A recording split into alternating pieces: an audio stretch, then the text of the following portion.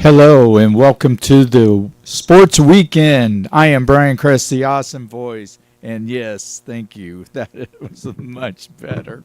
Uh, it it is a great evening because down the street from where we're at, the Chiefs will be getting ready to play in about 75 minutes. In about 75 minutes we will have the start of the NFL season with the Detroit Lions coming in and playing the Kansas City Chiefs. Anyway, I am Brian Crest, the awesome voice. This is Any Given Sunday on KUAW.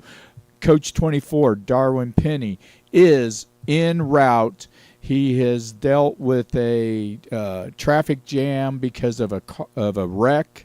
So he is going to be here. He's just running a little bit behind, and that's okay. I just want him to be safe and make sure he makes it here okay. And running the show behind the scenes, Mr.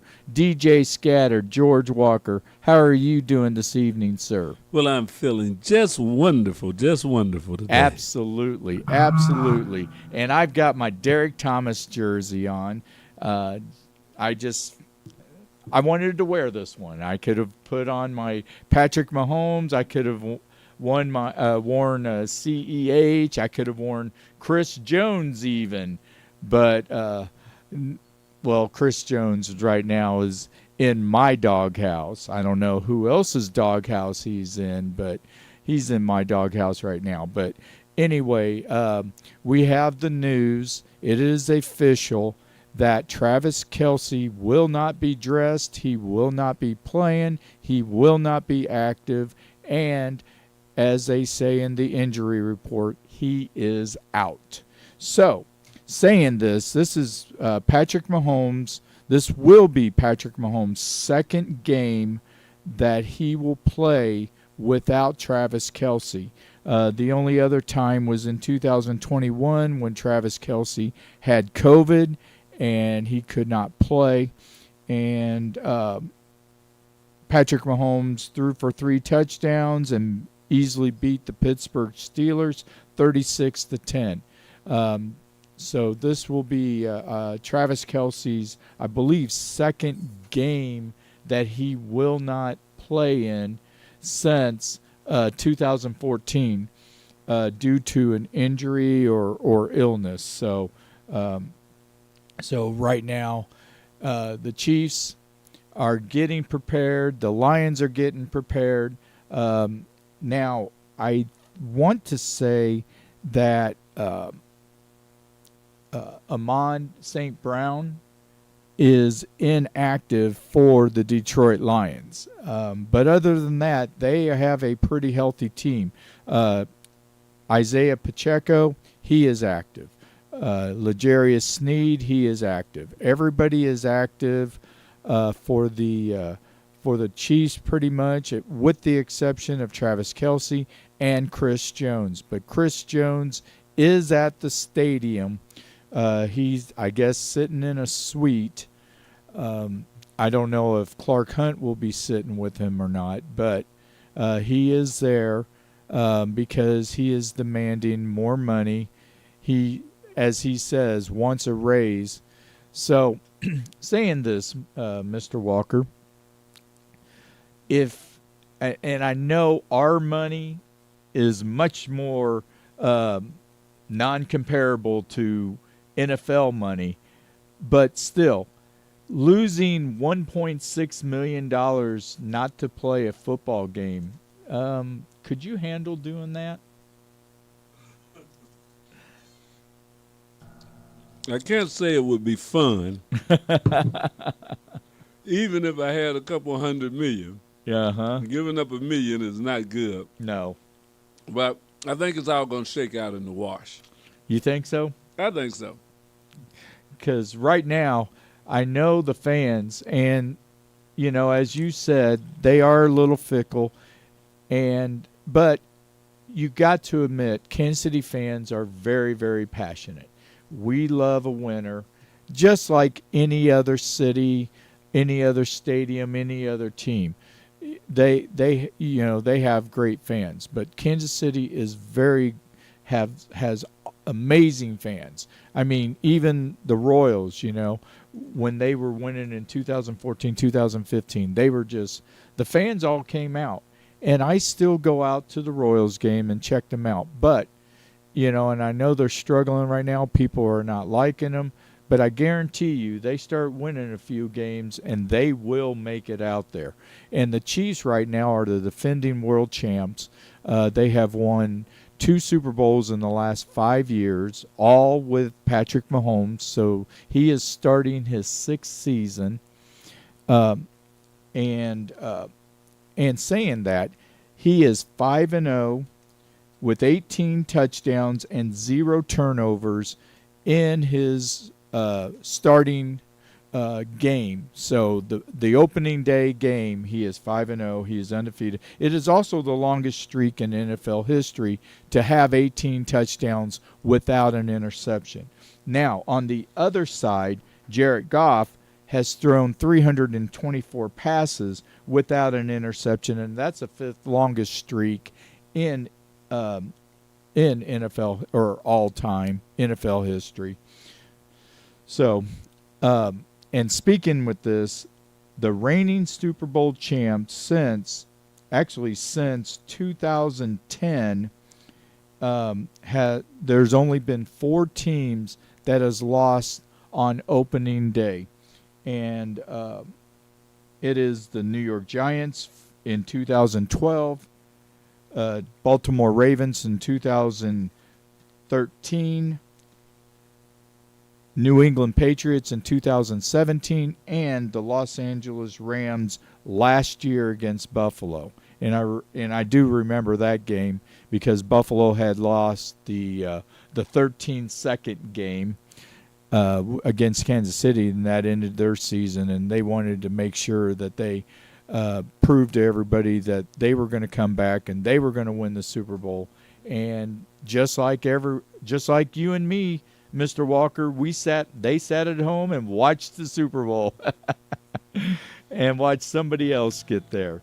For a team that was so close. Yep. And sometimes that happens. You miss that one opportunity, and it's not like it repeats itself. You think, well, you're just as good, but things change over another season. Absolutely. So now a lot of media personnel, experts, they all think that Buffalo is really has ran their course. So, I like that jersey, Mr. Tony Dorsett. Anyway, we have Coach 24, Darwin Penny, in the house, and he will be getting ready any moment.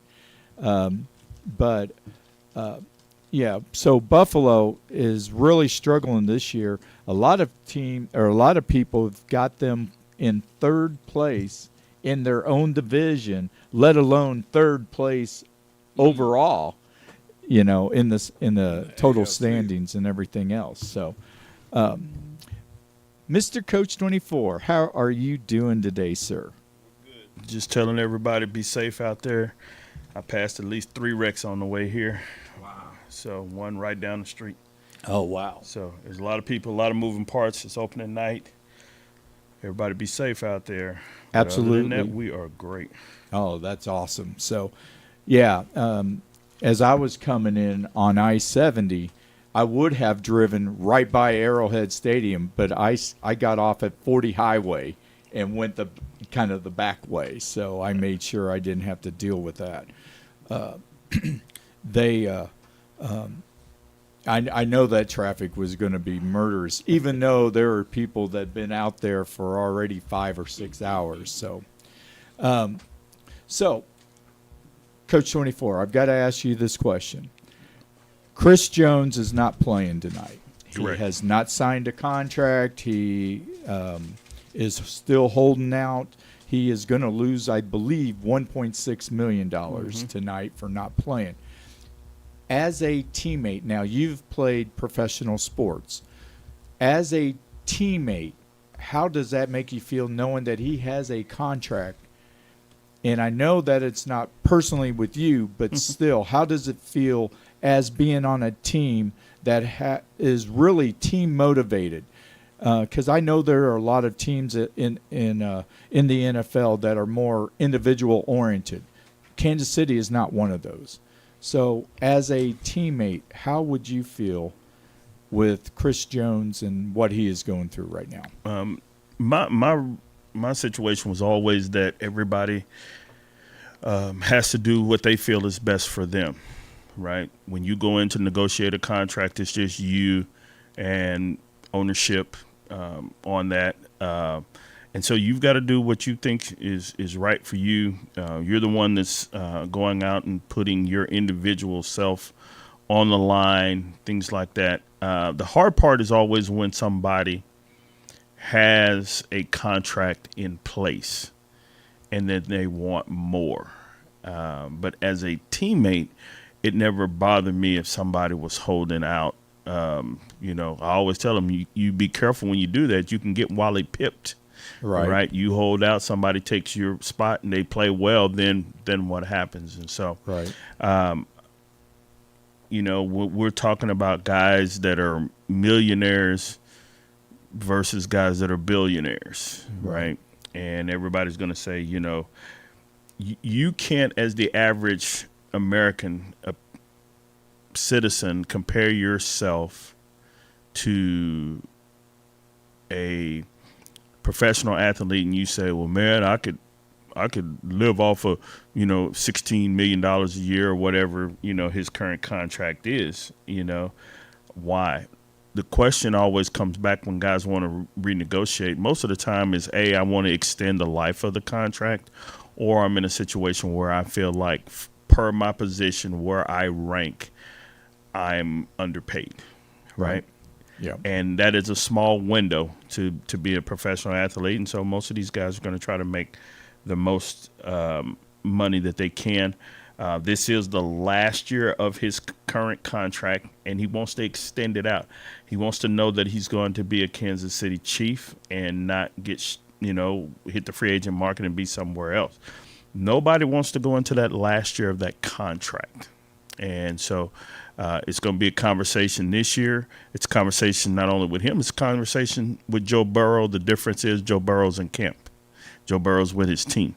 When you're not with the team, and then that creates a problem. And so, but as a teammate, hey, you do what's best for you and your family. And for some of these guys, what we're talking about is, generational wealth and however that works for you, because the thing that he knows too is if he goes out there and gets hurt, right? We're going to give you an injury settlement, but it is not any guaranteed money. Right, exactly. So. Now, let me say this. Nick Bosa yesterday signed that $170 million contract, 5 years, $50 million guaranteed just to sign it, everything else. Does this hurt Chris Jones's ability to try to get more money, or does this maybe help him? I think it helps him because of it sets the bar.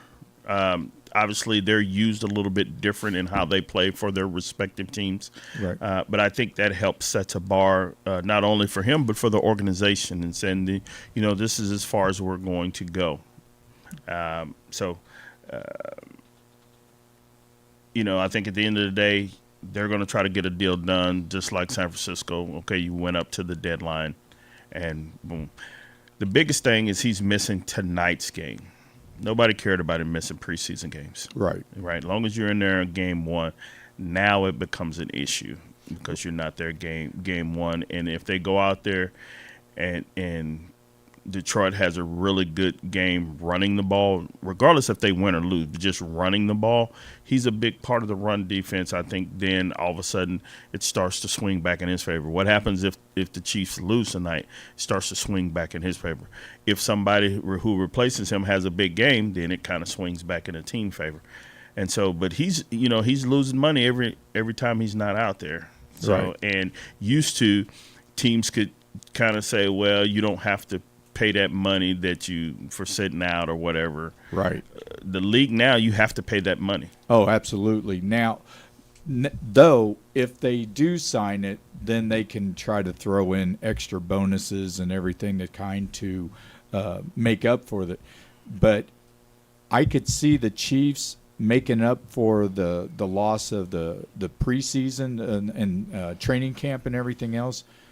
I'm not sure I can see that with them not making it to the games, because this is the real deal. Mm-hmm. And as they always say, you don't win a Super Bowl in your first game. But is there a possibility that they could lose a Super Bowl if they lose this game? Yeah. I think the biggest thing is also who you have as a coach in a front office. Andy Reid's well versed at handling situations like that. He'll be able to control the locker room. That's the thing that you worry about. Our players, as you were alluding to earlier, are they going to have hard feelings because, you know, you left us out there hanging? You know, I'll go back to all the way back to 1993 season. Emmitt Smith doesn't play the first two games. The Cowboys lose the first two games. Charles Haley punches a wall. Jerry got the deal done. They wind up going on to winning the Super Bowl that year. Right. But he was like, man, you know, I didn't have a contract. At the end of the day, I played my rookie contract out. Nobody else offered me a contract, so it was like I'm holding until they give me the contract that I want. And so Andy Reid will handle this situation well. I don't want to demean the Chiefs' defense, but everybody knows that the Chiefs are going to go as the offense goes. Right, exactly. So saying that, the other issue, Travis Kelce, it is official. He is not playing tonight. This is Patrick Mahomes' second game without him. Mm-hmm. What is he going to go through? Because this was the guy. This is kind of the wingman, the goose to the Maverick, and everything else. And whenever he needed a play, Travis Kelce was there. Well, what is he going to have to do tonight differently? Well, I think Mahomes does what he always does. He spreads the ball out really well to everybody. You know, everybody last year was worried at the same time, well, no Tyreek Hill. And what did Mahomes do? He did what Mahomes always does. He goes out there and plays spectacular football.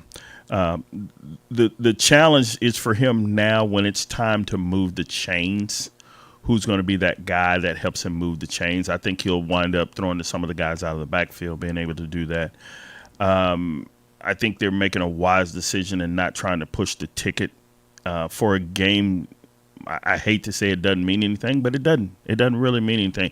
They're not going to be in a tiebreaker with the Lions. They're not playing somebody from their own conference or their own division. So make sure this guy gets good and healthy. Mahomes is going to make whatever in-game adjustment he needs to make to find that open receiver.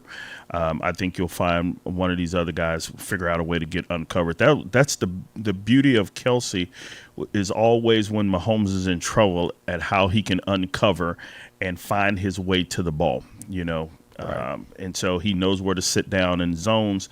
He's just really good at doing those things. But I don't think it's going to truly affect the Chiefs' offense as much as would, because you have a guy who's such a great distributor of the football. He'll be able to find somebody that's open, and I think they'll continue to be successful with them. I think the biggest challenge is going to be, you know, how serious really is this injury, how close to vest did they play it, and not really let you know how hurt he was. Because, I mean, they waited up until game time. Right. 90 minutes until before they finally, you know, scratched him, which I would have done the same thing. Right. The last thing you want to do is allow the Lions to change their game plan. You want them to have to game plan for Travis Kelce, and then, okay, when we have to make an announcement, okay, he's not playing. Absolutely. So now I know the Chiefs have won 16 NFC games in a row. So, you know, the chances of them winning, you know, is pretty good because they have that record and they have that consistency. What would it take for Detroit to win tonight? Now, saying this, I know their defense was like 31st last year. They do have a great offense, but their defense was porous at best. So what does Detroit need to do tonight to beat the Chiefs? Detroit's got to be able to, I still say the formula to beating the Chiefs is running the ball.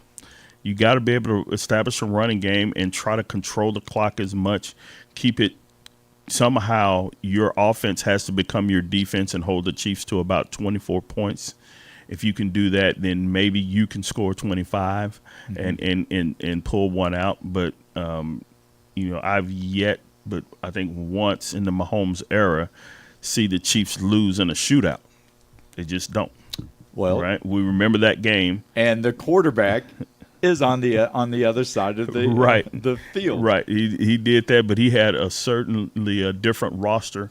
But they do some things well in Detroit. Will he be able to navigate, control the ball, control the clock?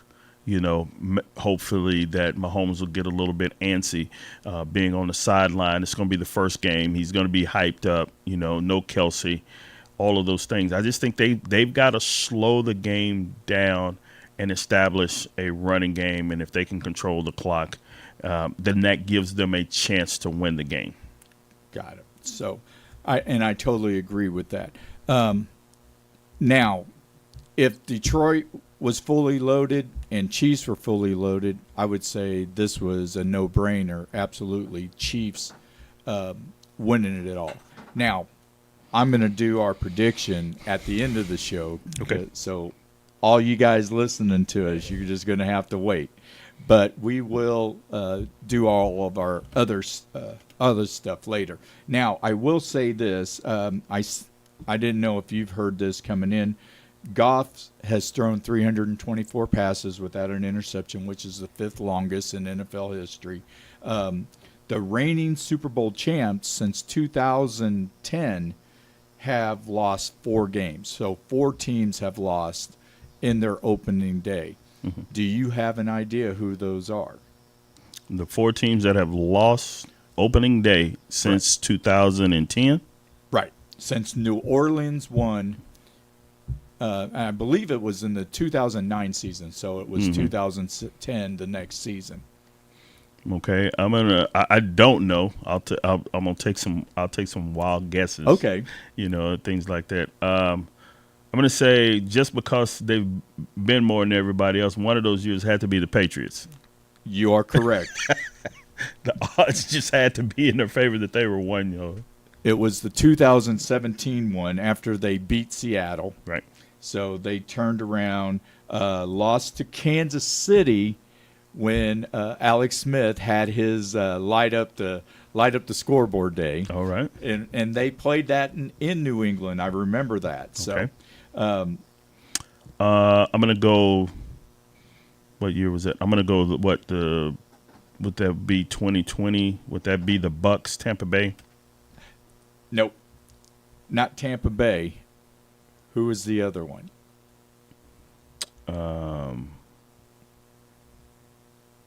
Who went to the Super Bowl after that? Who did go after Tampa Bay? And they got smashed by the team that lost on the 13-second game. Okay, Kansas City. Hold up, did Kansas City? No, we didn't go that year. So in the next year, right? So they did not go to the Super Bowl. Who did? It was. Was it the? It was the Bengals, and who did the Bengals lose to? The Bengals lose to the Eagles? No. Eagles was in 2016. No, they had the youngest coach to win a Super Bowl. Oh, the Rams. Yes. Okay, and they got the Rams. Yeah, they got smoked 31-10 last year. Okay. So here's the other one. There were more up 2012. The Giants lost to Dallas. Yep. And then the next year, Baltimore lost to Denver, which was Peyton Manning's first season with Denver, threw 7 touchdown passes and beat them 49-27. Wow. So those were the four games. So, and then Tampa Bay edged Dallas, remember, 31-29. Okay. And because Tom Brady came back, because that was the game where Tampa Bay had no way of of reasoning of even beating Dallas, and then somehow found a way. So, so we got that. So, with that, I am going to.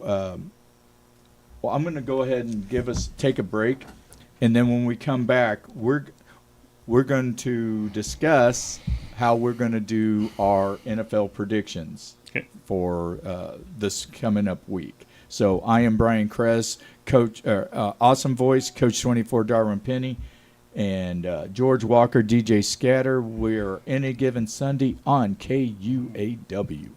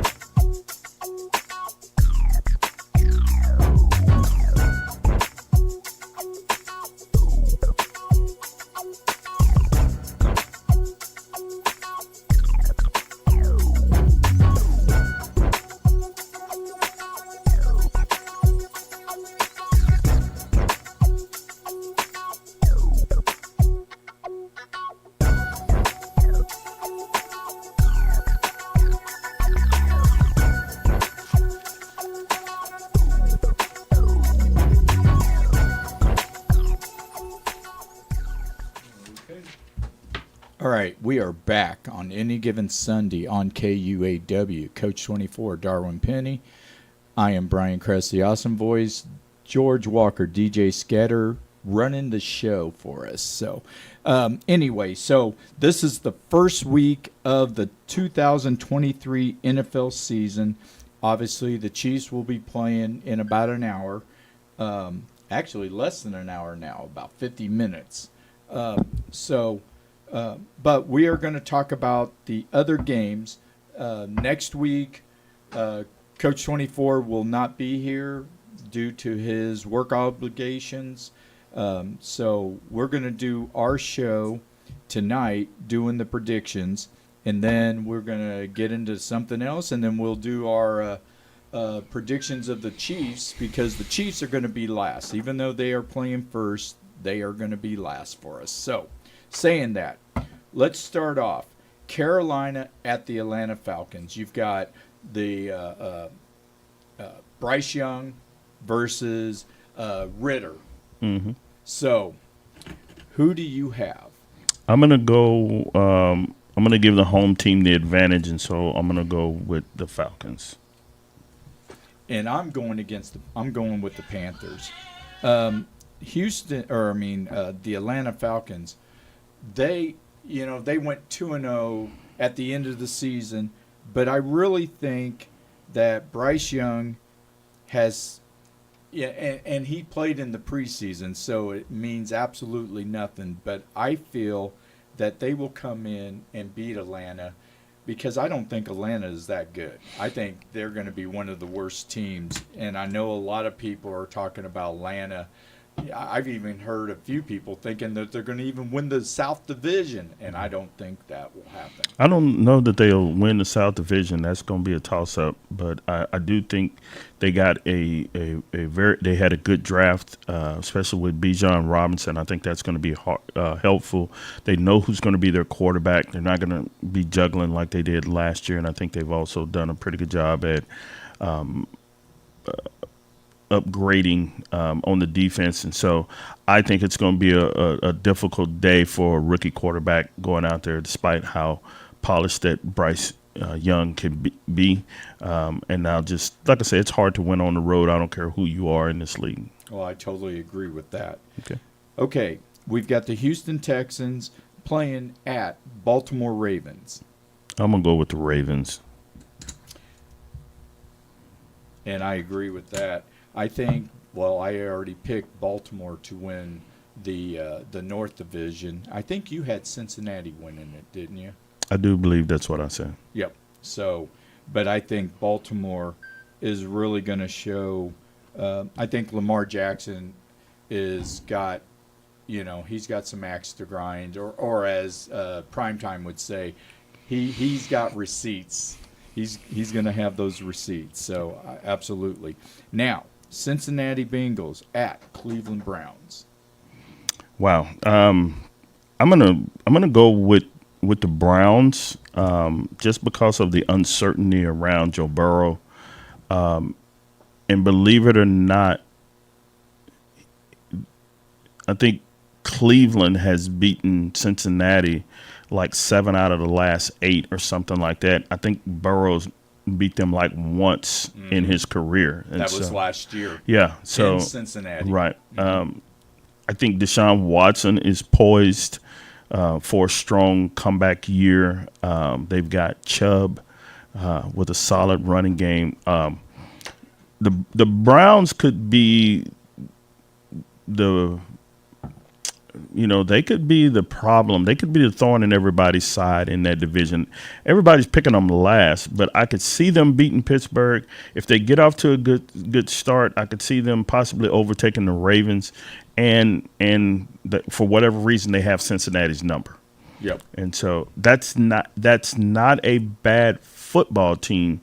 Their issue right now has always been management, quarterback, and really coaching, right? Head coach. And so I feel like they got 2 of the 3 right, at who they've hired as a head coach, and then with the opportunity of Watson to be able to put all those things behind him and just go play football this year. Oh, absolutely. I totally agree with that part, because, I did have them in last place, and they will either be one of the worst teams in the NFL or they can be a surprise team. So, and I don't think surprise team is like winning 10 or 11 games, but I think they would get close to 500. Like I said, man, you got to get quarterback right. And when you go down the list of guys, I've always said Cleveland is where quarterbacks go to die, Yep. But just look at some of the guys that they put behind center over the last 2 decades, and it's just been a travesty, and they haven't been able to keep anybody back there consistent. Right. I think they finally got the answer. I think they actually have a better offensive line than Cincinnati does. So I'm more worried about Burrow staying horizontal, or what is it, vertical? Right. Yeah. Well, we've seen how Cleveland's been able to run the ball. Can they get an effective passing game to complement that running game? Absolutely. So now we go. Jacksonville goes to Indianapolis Colts. No Jay Taylor. Anthony Richardson is beginning his game. And you've got Jacksonville, who everybody is high on them to do something really good this year. Absolutely, yeah. I'll take Jacksonville in that game. Trevor Lawrence, I think, is only going to continue to ascend as a player. And I think you'll start to hear his name this year when they start talking about MVP votes, things like that, because I just don't see anybody beating them in that division. Absolutely. And I totally agree. And I really think this is the perfect year for Jacksonville to win the division again and win it back-to-back, because I see Tennessee going down. You got the Tampa Bay Buccaneers going to Minnesota. Yeah, I don't have a lot of confidence in Tampa. I think there's still quarterback uncertainty. I know they're going to go with Baker. I give that about a month, and then somebody else will be playing quarterback there. We know what we're getting on the other side, and so I just can't go with the Bucs. Absolutely. I totally agree with you. I've never been a big Kirk Cousins fan, but I'm a bigger fan of his than I am Baker Mayfield. So, absolutely. So, I do have Minnesota also beating Tampa Bay. Right. Now you've got the Tennessee Titans versus the New Orleans Saints. This is kind of an interesting game. Yeah, an interesting game. Derek Carr's first game out, not being a Raider, and Tennessee hopefully reviving DeAndre Hopkins' career. I'm going to go with Tennessee because of Mike Vrabel and his ability to just coach his team up and to get them ready to play. I think Derrick Henry will be healthy, and I'll just go with Tennessee. I don't know what's going to happen in New Orleans yet. Gotcha. Now, I know New Orleans has a very good defense. Tennessee is the one team that I said that was going to really drop this year, and I have no confidence in Ryan Tannehill. So it doesn't matter what Hopkins does, DeAndre Hopkins does, if Tannehill can't get him the ball. Mm-hmm. Now, the one thing is, does Henry rush for 200 yards, or does he need to rush for 200 yards in order for this to happen? Saying that, I've got the Saints. Okay. San Francisco at Pittsburgh. Wow, that's a really good game. I think Pittsburgh should bounce back from where they were last year. I think this is a critical year for Mike Tomlin. Despite all the success that he's had there, I think this is a critical year for him. You know, they came on at the end of the year. Pickett should be better. Are we going? Or is Brock Purdy's bubble going to burst? Right. All said, I just think that San Francisco just has a better roster, and so I'll go with San Francisco. All right, and I'm going with Pittsburgh. Okay. And I say that because San Francisco's defense is much better now with Bosa in there, and he is going to play. Now, is he going to play if he would have been completely in camp the whole time, or is he going to play limited? They don't know, but I know that he's probably in very, very athletic shape. But there's a difference between athletic shape and football shape. Yeah, but who's in football shape right now? That's true. Because, man, the starters ain't – and the real guys ain't hardly playing in preseason anymore. No, they're not. You know. And Brock Purdy is the quarterback of question. I would not question him as much had he not injured himself. But he injured himself, so he's done all off season trying to get prepared just to get on the field and then to run plays and everything else. I know, and you can't even say Shanahan is a better coach than Tomlin. I take Tomlin every day of the week and twice on Sunday. But with that, I am picking the Pittsburgh Steelers. Okay. Now, here is the game of the week. Arizona Cardinals, Washington Commanders. Commanders are at home. I'll go with the Commanders. I don't even really want to comment on this game because very few times have I ever said I hate to use the term tanking, but Arizona looks like they're tanking. Oh, I totally agree. And James Conner had a great year last year, but he was the only one. So if you're a fantasy player, which I am, you would go, oh, I'd love to get James Conner, but how can you trust the system and everything else if he's not going to get the opportunities, to get all those points that you hope that he would get like he did last year? Yeah. Well, again, I passed over him in one of my fantasy drafts because you don't know who the quarterback's, situation is going to be. It could be week to week, every other week. He's always been good near the goal line, and so he'll get some of those points like that, but no. Absolutely. So, Green Bay Packers, Chicago Bears, the oldest rivalry in the NFL. Oh, man. That's a tough one, man. Is Fields going to make some strides? How good is Chicago? Some people think that Chicago's pretty good. I'm going to go with the Packers. And I'm going with the Packers too. I just don't think that the Bears are up to it. And it's not necessarily Fields, but Fields ran around all last year and got yards, passing, but when it came actually down into the red zone, he seemed to struggle. Mm-hmm. Now with this new with the coach and everything, who knows? And he does have a DJ Moore, which is a established wide receiver, so that could help.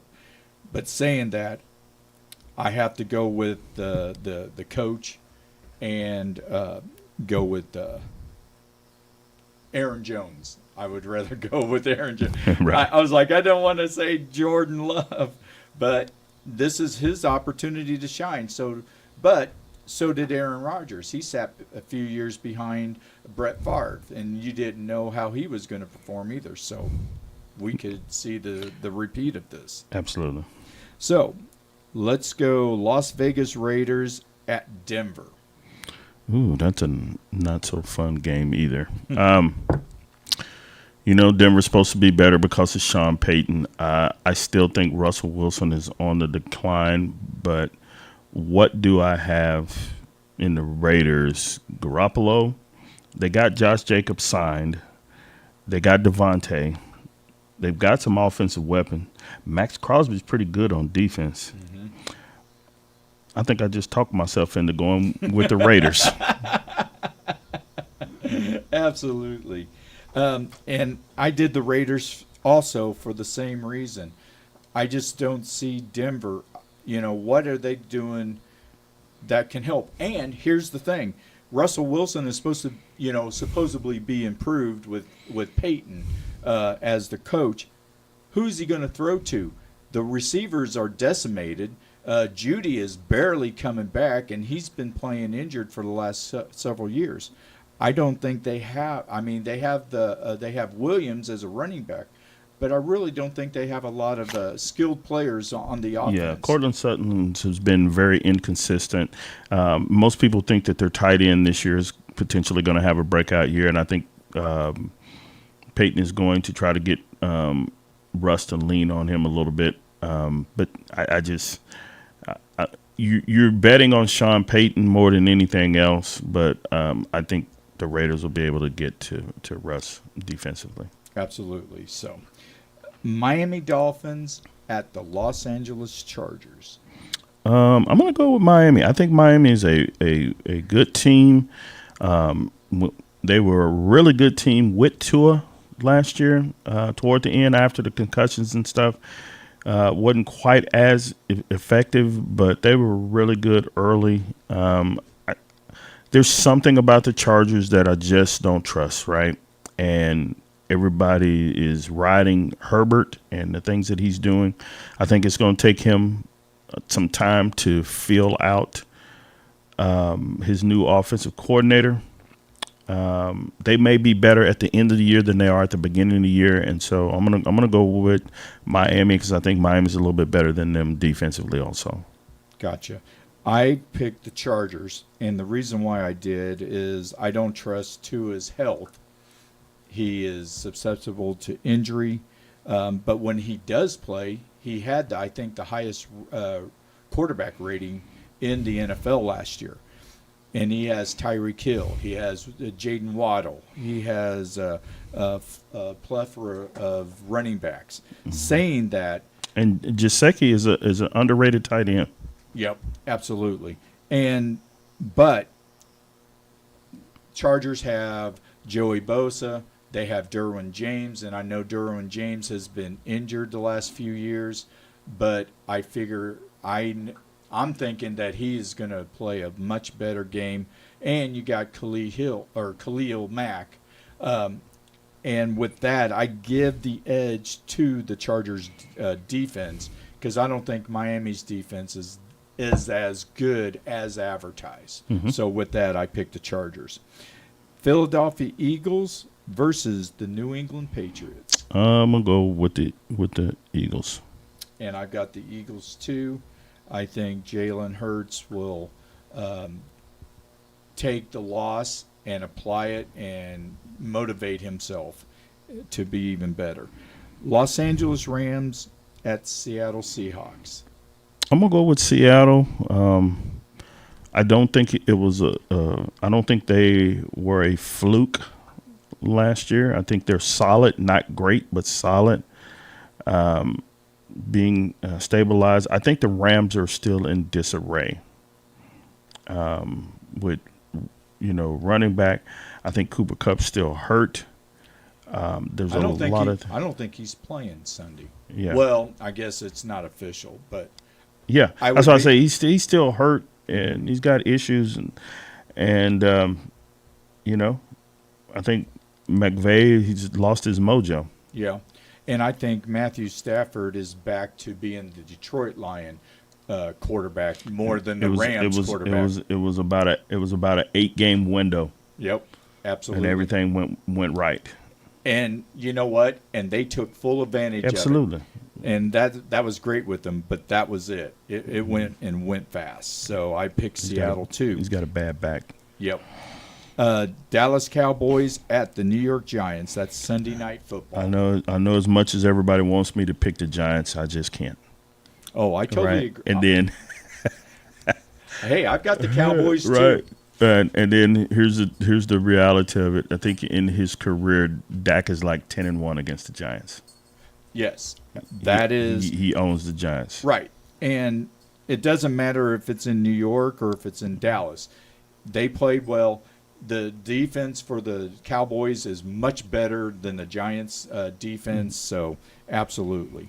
Now Monday Night Football: Buffalo Bills at the New York Jets. Oh, man, that's going to be a good game. I'm going to go with the Bills. I'm not buying that the Jets were one player away from being this great Super Bowl contender. Right. I'm just not buying that. Did they upgrade at quarterback? Absolutely. Okay. But I think they also benefited from an easy schedule last year that they won't have as easy a schedule this year. If you look at their first 6 weeks, they probably got the toughest schedule in the NFL the first 6 weeks. And so, but I think Buffalo is still a quality team. I think they may drop off a little bit. It's been hard for them. They've been knocking on the Chiefs' door for about 2-3 years now. And are they worn out of just knocking at the door, and has Cincinnati passed them? Most people like myself believe that Cincinnati has passed them, and then, have the Dolphins passed them? Right. And so, but I'm gonna give them the edge over Aaron Rodgers and the Jets. All right, and I picked the Buffalo Bills too. Now Aaron Rodgers is 9-0 on Monday night. And I was going to give you that stat before I did, but I decided. He was in Green Bay, too. Right. But here's the thing. They don't have great tackles. If Buffalo's defense, even though they are without Von Miller, can get to Aaron Rodgers, then Aaron Rodgers is going to go back the way he was a couple of years ago. You are absolutely right. They're not one player away. But I think Buffalo Bills are kind of maybe like the Chiefs of last year. Everybody kind of threw the Chiefs away, didn't think they were going to do as good. They did this to the Buffalo Bills. I think Buffalo is going to play a little bit better this year with that motivation than that. So with that, we've got our picks. We've got 10 minutes left. I have to talk about Deion Sanders. Are we going to pick tonight's game? Oh, yeah. I guess we have to. I totally forgot that. Thank you for reminding me. Even with Travis Kelce being out and Jones being out, I'm going to still go with the Chiefs. And so, to me, they're still the team to beat in Absolutely. The AFC, and until somebody proves otherwise. I just hope they don't play Cincinnati in a playoff game. Yep, absolutely. I got the Chiefs too. Chiefs have Mahomes, Chiefs have Reed, and I am from the show me state, and Detroit's going to have to show me first before I will pick them. Absolutely. So I do have the Chiefs, and I think it will be 31-24. I'm going to go 35-20. Chiefs. Awesome. So we've got the NFL, we've got the first week, we've got all of our picks. Now, I have to talk about Deion Sanders, what he did, and his team. His team mostly, and his son, passing for 500 yards, and getting that team ready. People criticized him. They rode him on a rail, told him what he was doing was irresponsible, getting rid of all those players, bringing it in. Hey, this is a new college football system. People can go in and out. I can play for Missouri this week and go play for K-State and virtually the next week. That's just how it is. But he took players and he made them into winners. And I tell you what, they took it to TCU, and I will give them a lot of credit because TCU supposedly is supposed to have a phenomenal defense, and they gave up almost 600 or 700 yards, or 600 yards of total offense against Colorado. Right. TCU was in the national championship game just last year. They got hit by a few guys that went to the NFL, but it's still a very formidable team. Sonny Dykes is a really good coach. But what you saw was a testament to Deion Sanders and his ability to empower young people, to provide them a platform to exercise their ability, to put together a good coaching staff. What we saw was the administrative and organizational skills of Deion, and we saw that he is a good evaluator of talent. All the people were the naysayers that said, hey, what you were able to do in the SWAC, this is not the SWAC, this is Power 5 football, right? They didn't go beat a mid-major. They beat a team that was a top 25 ranked team that was ranked 17th in the nation. Went down there and went toe-to-toe like Hagler versus Hearns. Yep. I mean, it was a knockdown, drag out. They only committed 6 penalties. I want you to let that sink in on a roster with 53 transfers and new players. If anything that you felt like it wasn't okay, they didn't get talent, but the continuity that it takes to go out playing on the road, okay, in what was probably about 115 degree heat on the field down there in Fort Worth, Texas. It was very difficult. And if you were watching the game when it started the fourth quarter, you saw who the defeated team was. I don't care what the score was, TCU looked defeated.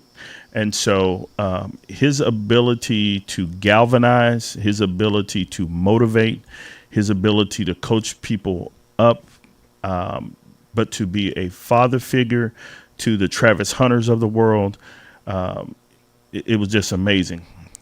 About 4 or 5 years ago, I had a conversation with a good friend of mine about Shedeur Sanders and what I saw in him as a high school player. And he was putting up numbers then, and he said, oh, man, he's playing against them little private school kids down there in Texas. He ain't playing UIL. He ain't playing 6A Texas high school football. I said, that may be true, but I know a good arm when I see one. That's a good arm. I said it's his ability to throw the ball on the move, his accuracy, and I said he's getting a perspective from one of the greatest defenders ever. I said that young man is very good. That young man has some, dare I say it, some Mahomes-like qualities because he played so much baseball growing up, with Deion being also a great baseball player. And he then was criticized for, well, he's playing against those SWAC schools. They don't play any defense down there, and he went to do that. All he did was what he always does. He stays very calm. He's very even-keeled young man. He delivers the ball where he should. He makes great reads, and he knows when to throw the ball out. He's completed 80% of his passes. He was over 70% last year, 80% on Saturday. And every time they needed a play on 3rd and long, 4th and 2, he just made plays, right? He's been able to study with Tom Brady. And so this young man is outstanding.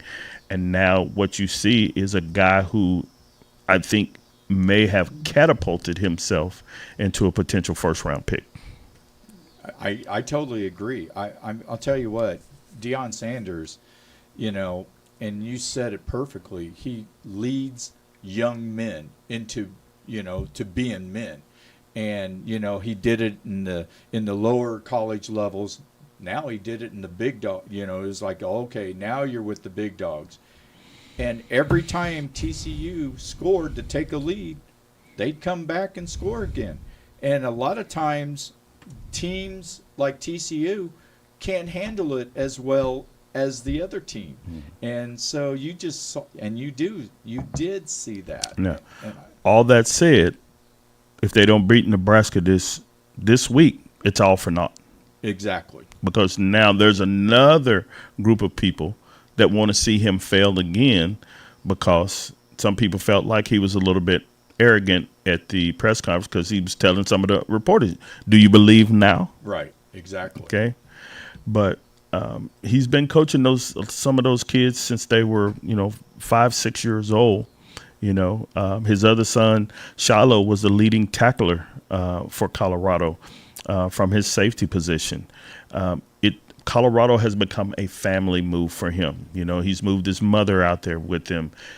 His oldest son is over all of their social media. And so it's been just a dynamic transfer of, we're moving out of the SWAC into a Power 5, and he put the Pac-12 on notice. Absolutely. So, so I'll say that, and I will book it. Colorado will win Saturday. So. Yeah, Nebraska did not look good against Minnesota. No, they didn't.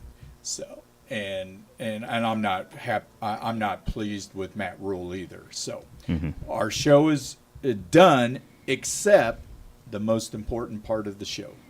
Penny for your thoughts. Our penny for your thoughts this week goes out to Ned Yost. This past weekend, we were able to recognize Ned Yost in the Royals Hall of Fame. He's the second manager to go into the Royals Hall of Fame. What Ned brought to the Royals, another trip to championship, 2 World Series appearances, becoming a stabilizing force within the Kansas City community and the Kansas City Royals organization. One of the tremendous men that you will ever meet in the game of baseball.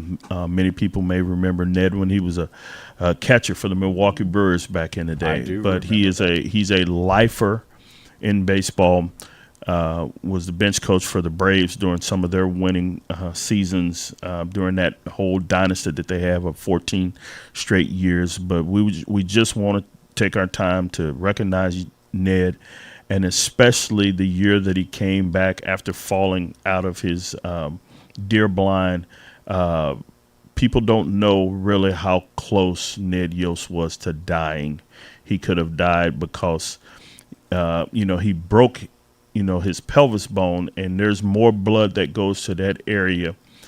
And he normally would go out on his ranch without his cell phone. That day he took his cell phone, and his wife had left the house, and he was able to call her and tell her, and they were able to get a helicopter in there to find him, to get him to the hospital. And then spring training, there was Ned right back out there. So Ned, we tip our hats to you for all that you brought to Kansas City, for being a class individual, and for being a lifer in the game of baseball. Absolutely. Congratulations, Ned. So, great show, brother. We always have a great show when we're together. And as long as Mr. Walker is running the show. So, we will do this again. Unfortunately, you will not be here next week. Mr. Walker and I will be doing it alone, but I will get your picks and everything else.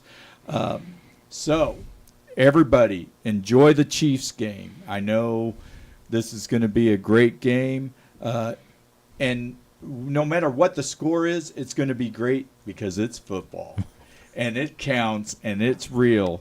And with that, I am Brian Kress, the Awesome Voice, with Coach 24, Darwin Penny, my brother with another mother, and DJ Scatter, George Walker. Be awesome, not angry, and you guys have yourself a phenomenal football weekend.